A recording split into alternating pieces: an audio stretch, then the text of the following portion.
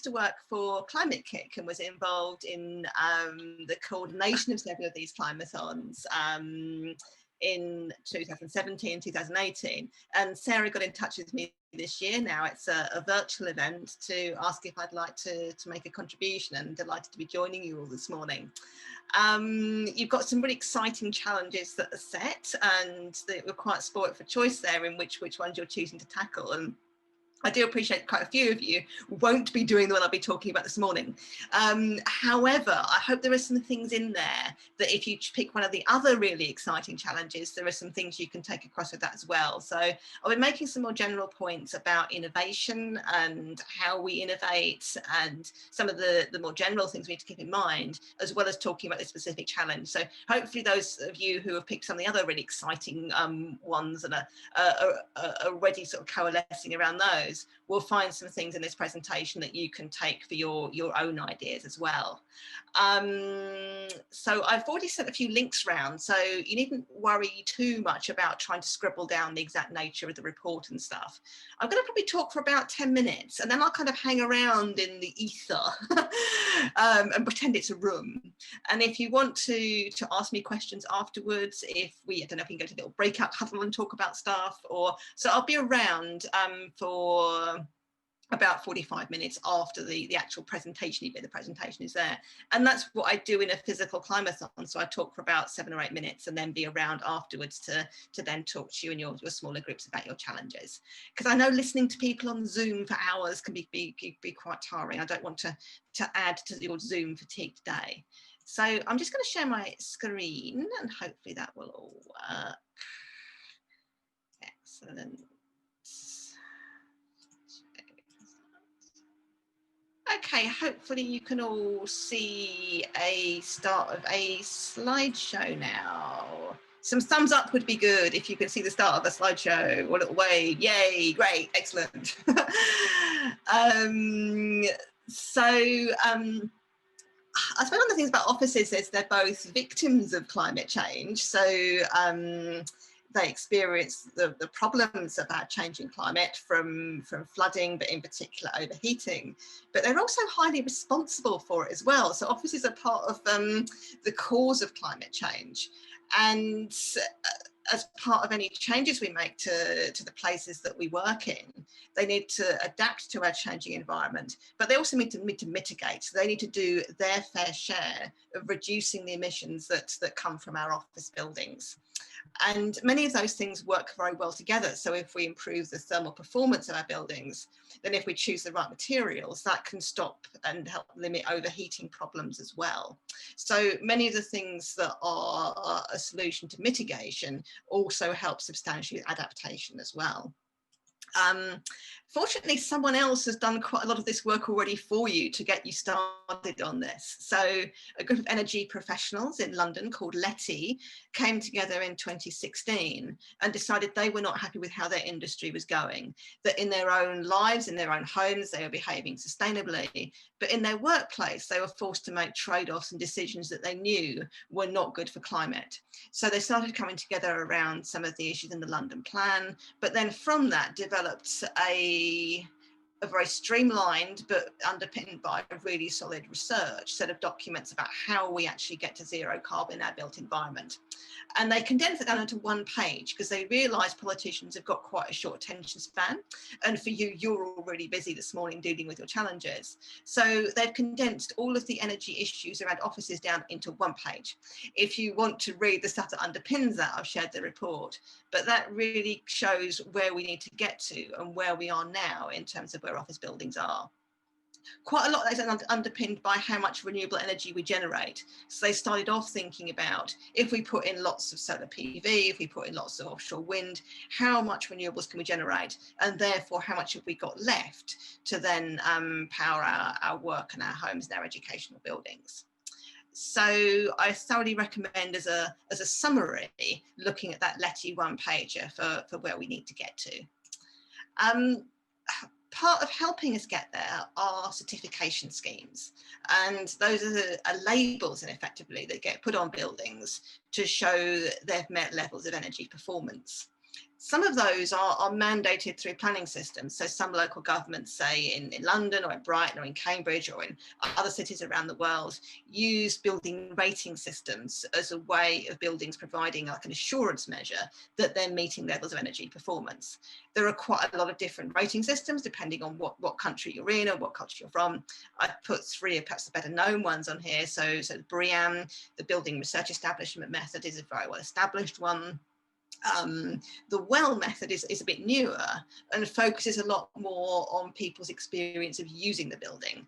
So whether they're buildings that promote people using them feeling healthy and being able to concentrate properly, and crucially in this case, not overheating in their office building. So that's a building standard very much focused around the wellness of the building occupants.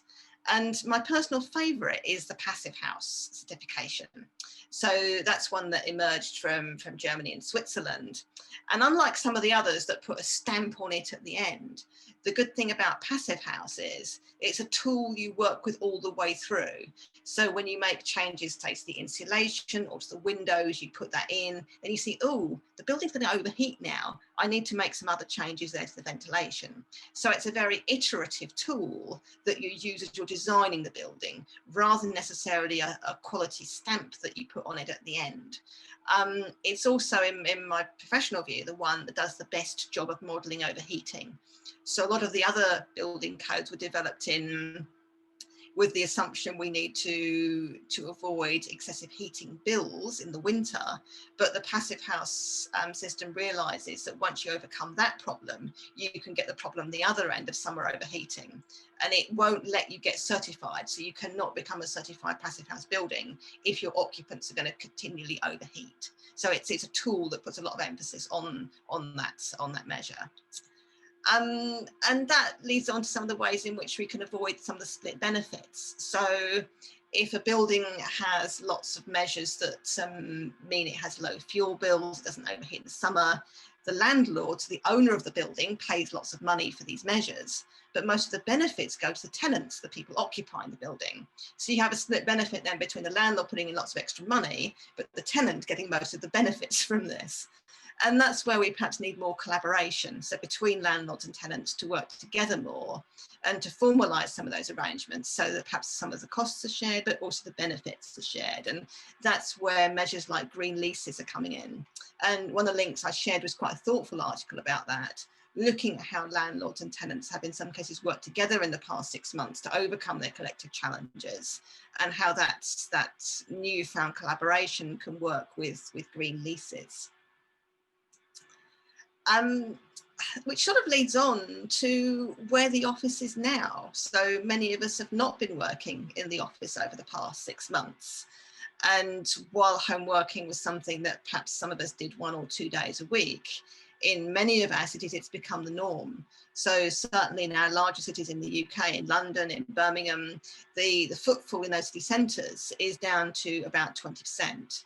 In some smaller cities, it's nearer perhaps 40%. But it seems unlikely that we're going to see a return to the mass occupation of offices, particularly in our larger cities that require longer commutes, for some time to come.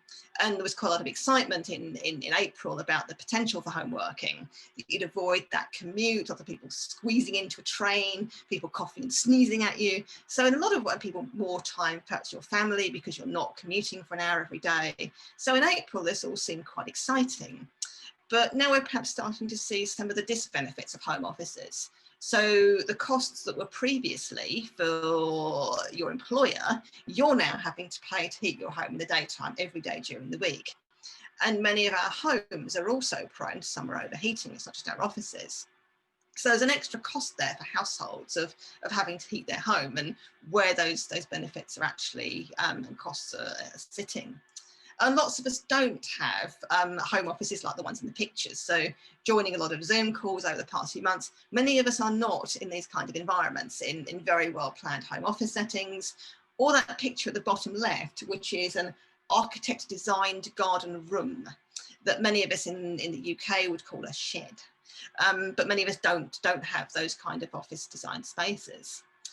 And a lot of employers perhaps haven't cottoned on that they've got a legal responsibility. So when you tell your employees to work from home, you're responsible for their health and safety and well-being working at home if you've told them to work at home. So things like discomfort, repetitive strain injury, occupational health things you can get from working in an office that's really badly designed. If you're the employer, you're responsible for that, those physical conditions that might arise. And also, I guess, issues around social dislocation, so that you working at home can be quite isolating. There can be a lack of peer support, particularly for younger people who have perhaps just joined the company recently, and issues around intrusion into personal space. So do you necessarily want lots of your work colleagues all seeing your living room or your bedroom, and it breaking down perhaps the boundaries between work and home in what could not be a very good way? Which I guess leads to questions about what the office is for. So do we actually need offices on the scale that we have at the moment? Do we need to have buildings that can hold all of our members of staff and perhaps the members of staff that are working in other offices all in that building at one time? And for some meetings are the ways in which we can virtually come together. Some of those technologies seem quite clunky at the moment. I mean, this kind of seems okay, but it can also be somewhat disconnecting. And are there other platforms or combinations of tools or platforms that we could get smart at using that make some of those collaborations seem more natural and seem to replicate some of the things we have in a physical building? So I put this one out there. This is GatherTown, but perhaps different combinations of some of these technologies can reduce the need for us having such a large office building that accommodates everyone at every single time. And as I said, lots of us haven't got offices like this, so lots of us haven't got that kind of ideal home working space. Many young people in cities are in house shares, and maybe that worked fine when 5 of you were out at work in the daytime. It's a lot less fun when 5 of you are all working at home and fighting over the kitchen table, and you're then stuck taking Zoom calls in your bedroom. So there is, for many people, a need to still go to a physical office, but perhaps not a desire to commute very long distances, to get on overcrowded public transport, to travel for an hour and a half to get to them. And this is an idea put out by a spin out from a university, a consultancy called Space Syntax. And they were looking at developing offices around local neighbourhood transport hubs. So one of the bodies that has done quite well out of the pandemic are local neighbourhood centres, where we've gone to do more of our shopping, we've been more reluctant to go to city centres. Could some of those be expanded to take on shared workspaces? So rather than travelling to a city centre office, you perhaps cycle 10 minutes or you walk half an hour to a local centre and you work out of a shared space there.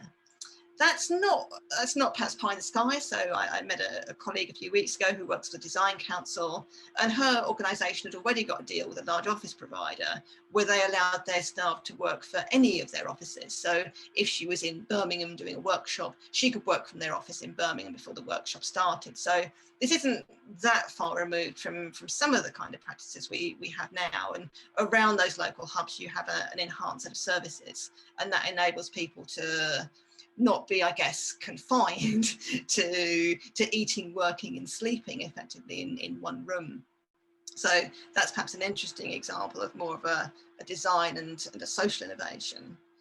And the last thought I'd like to leave you with is, whatever your idea is, so whichever challenge you're working on, to think about issues of gender. So in the case of offices, when we looked at the optimal temperature from offices, the research that underpins that was done in the 1960s. And in the early 1960s, most people working in offices were men. So when they were looking at people's metabolisms, how hot they got, how cold they got, it was mainly men that they were surveying when they were doing this work. And now our gender split in the office is pretty much 50-50 in terms of our workplaces. So many office temperature controls are determined by men's metabolisms and not women's metabolisms.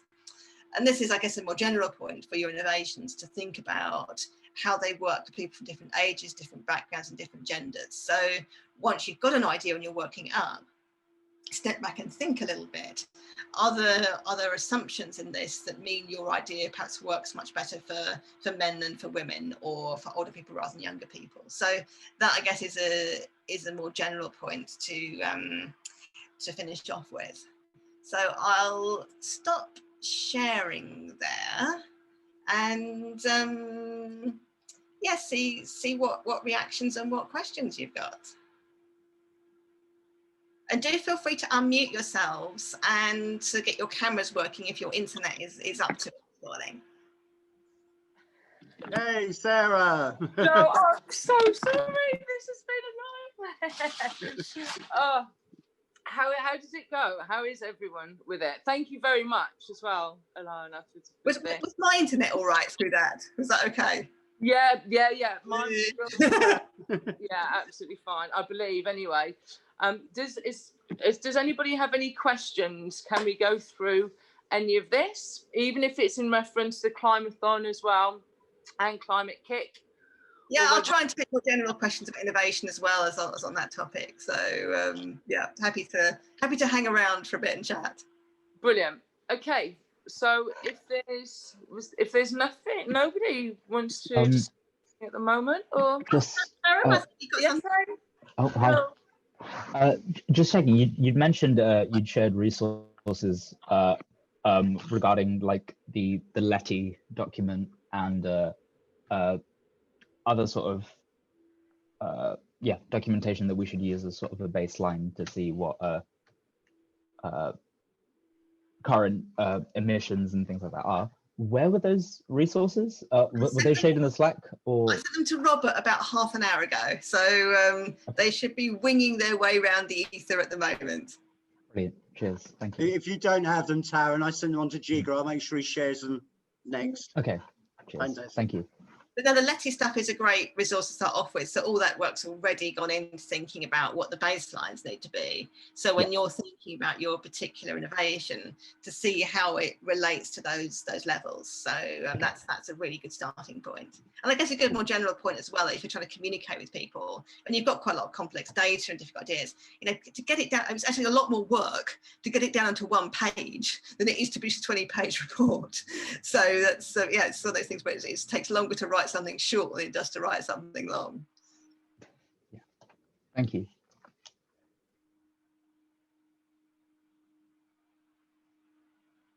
So Sarah, what was the split of groups when you met them yesterday evening? Were many people looking at this challenge, or what challenges seem particularly popular? Yeah, it's when we host the hackathons like this, we have to be quite ad hoc as well. And things change kind of during the evening, on the actual day, etc., etc. So we have got 3 teams at the moment that's live and active within under Challenge England, 2 under Scotland, 2 under Wales, and 2 under Ireland. However, we are still moving people around, and there are still people coming through which are on slightly different time zones. So we've actually had 140 live active users for this hackathon, and it's spanning over 13 different time zones at the moment. Although it is based for a UK challenge, as I explained to the guys last night, it is about the cross-border collaboration, and it is about learning from others and really trying to engage and bring the innovation together. So I think sort of general point about some of the other topics is that when I was running ClimaTH.0n, quite a lot of people were looking at technical innovations. So they were looking at a lot of widgets came out of it. And it can take quite a long time for a widget to then like get out there. Absolutely. So one of the very first innovations Climate Kick funded was a solar panel that does both hot water and electricity. And that took 10 years to get from a laboratory in a university. And prototype it, field test in different countries, and then to get a manufacturer for it and to get it out there. So it took 10 years to get from a laboratory like to a thing that you could buy and put on a building. So technical innovations take a long time, and the IPCC said we've got 2 years. So there's a kind of thing which is a disconnect between how long it takes to get a new technical innovation forward and the urgency of climate change. Whereas with social innovations, whether that's labelling tools or green leases or behaviour change, you know, all kinds of social changes. Those can actually happen very rapidly. So I think there are the ways in which I'd encourage you to look at are there social. This is one of the reasons from our side that we are part of our rules that we actually set is that we have to have a 360 of multi-skilled individuals in each team, because we are looking at a go-to concept. We don't want these ideas to sit on the shelf for too long. You know, we do want to make sure that we're going out to our contacts, going out to our network, making sure that the opportunity to be in front of the right people are presented and as quickly as possible.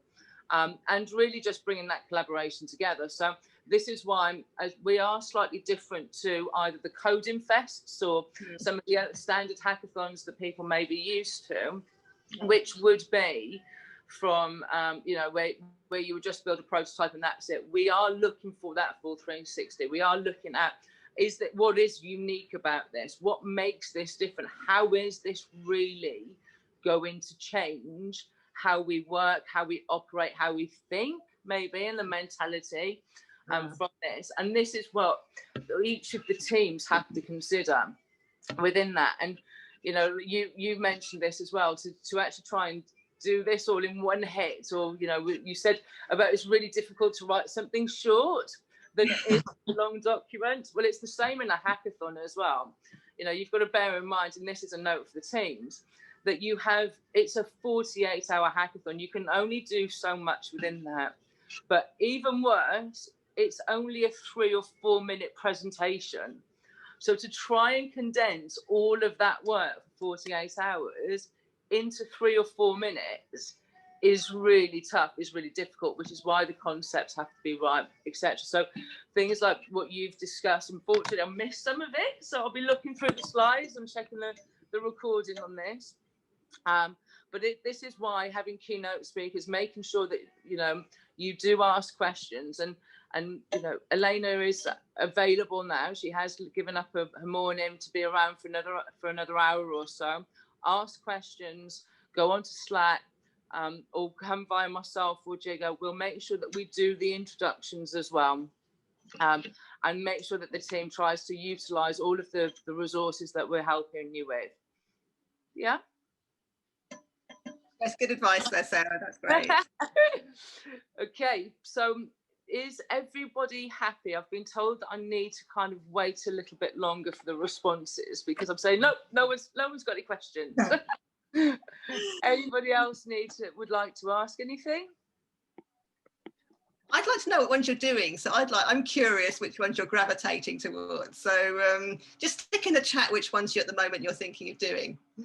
Yeah, they've all been allocated on some of the teams, but I don't know actually which challenge it is, whether it's challenge 1 or 2 within the country. So that would be good if people could start writing this up. I'm curious about that. I wonder what ones people are gravitating towards, because I thought some of the other topics look really exciting as well. Yeah. Challenge 1. Yeah, on my side, I have a question. So, you know, we are curious if there are any mentors who might be familiar with insulation, like home insulation or general insulation of buildings, and might be able to assist us, because we're thinking of a solution which is in that space. Okay, I think with insulation stuff, I would start taking a look at the Passive House Trust website, because that's got some really good examples on it, including of office buildings. One of the particular challenges around insulation in the UK was, I guess you're all joining from different places, was that 2 years ago there was a dreadful accident in a tower block called Grenfell Tower, where many people lost their lives in a tragic fire. And the specification, the commissioning, the installation of the insulation material was largely blamed for that. And that's created a lot of barriers to people developing new insulation materials. So unfortunately, one of the companies that ClimateKick was supporting was developing a new insulation material from sheep's wool. So she was all ready to start.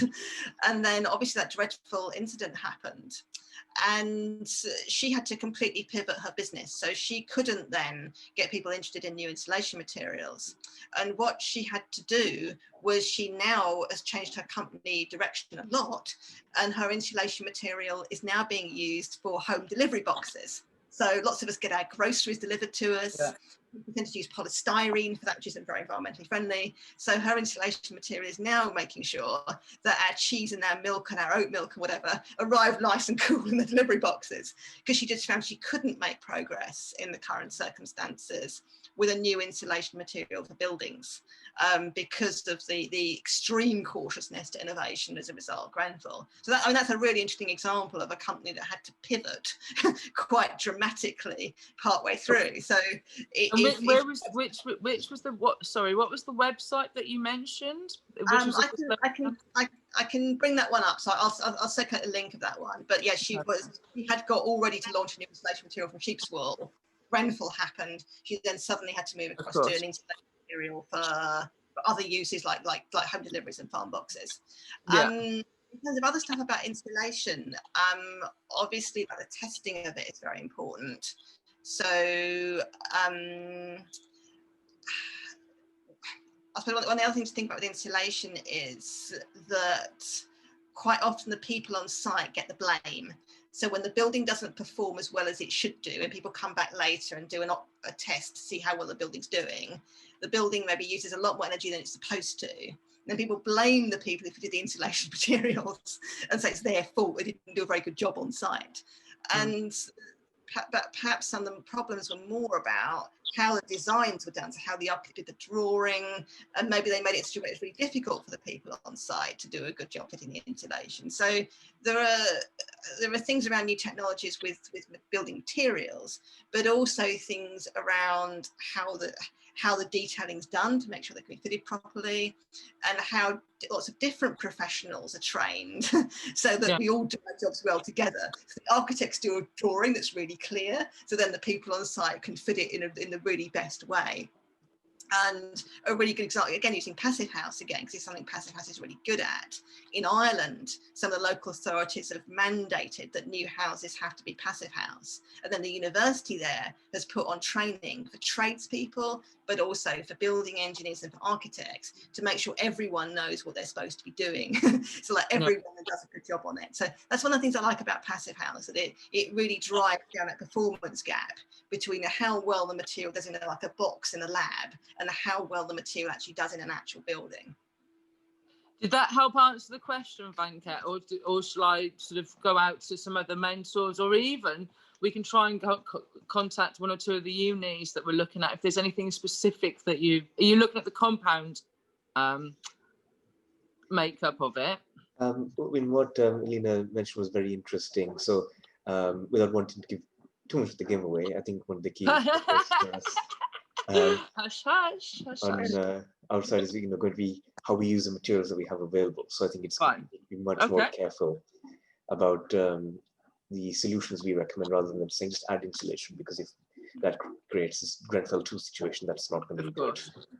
Yeah, I suppose just thinking about building materials, that they are a thing where there are barriers to entry. So there are like certification things you need to go through. So that applies to whichever country. So if you're in Germany or the UK, so most countries have like a national centre that certificates materials for safety, and they set fire to them and they hit them and they crush them, and then they pass that certification test, and then they're proved safe to be able to use in buildings. So although we've got particular barriers to entry in the UK, that does apply to other countries as well, that you can't just come up with a novel material. You have to pay for it to go through a safety testing procedure. So and that's not unique to building materials. There are a number of other sectors where there are barriers to market entry, where you have to get that certified before you're actually allowed to be able to sell it.